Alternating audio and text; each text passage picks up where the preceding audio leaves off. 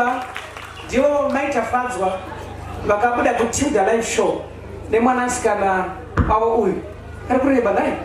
Alright, nemwanasikana wavo uyu vakabuda kutilda live show akarohwa mbama mustudio matilda.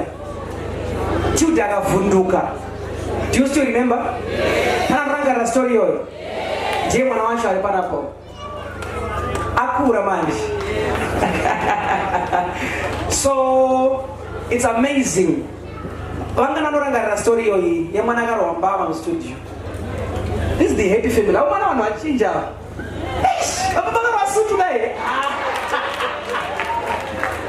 Thank you. We are very happy.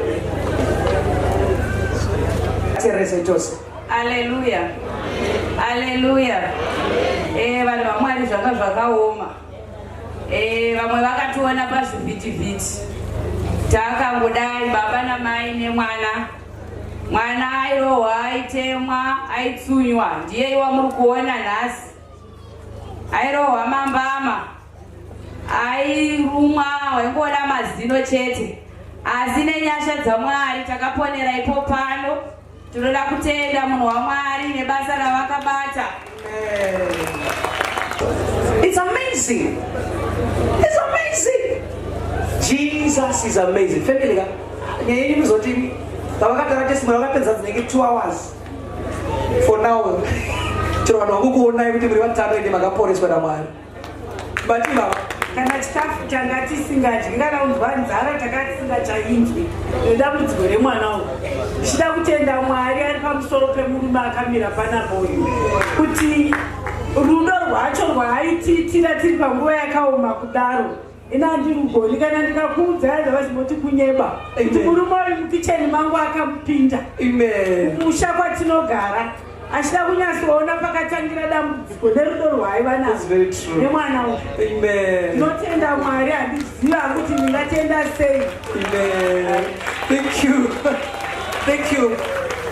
Family, imi nyaya dzenyu dzinofadza ngedzekuti vakati vanogare pasi, but ndakuita kuti vanhu vaone vada kuziva zvizhinji vakasununguka. And I munovafunza kuti zvenyatsoita sei makasununguka mese. You just noita pavakagara after service kuti zvenyatsofamba sei, vanokuudzai Mwari akavasunungura. Thank you. Next testimony. Chakoti gaga. Tine musikana wepachuru famu munhu waMwari. Mwari wenyu vari kudzikinura vanhu kubva pane zvinotyisa zvinoyera munhu waMwari.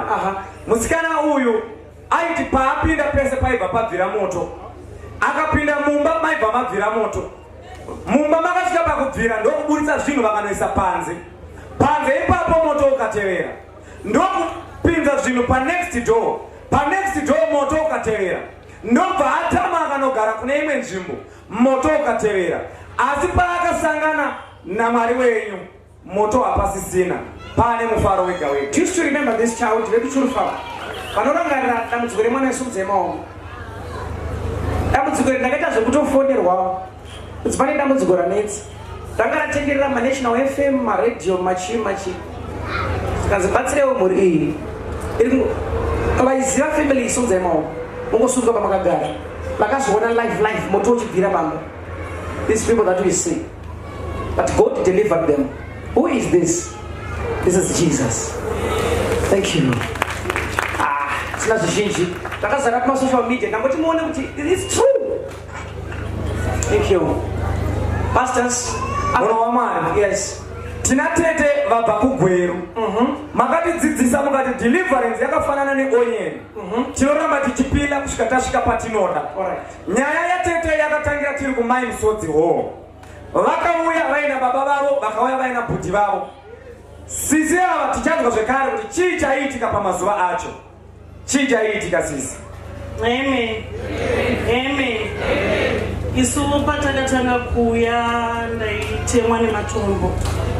Ndichitemwa nematombo ndaigona kungoti kana ndakagara ndaingoona dombo ratanga kutonditema kana kutongoona hembe yatanga kubvuta yega.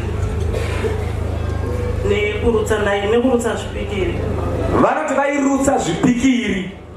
Simbi chaiye chibuda kubva mavari.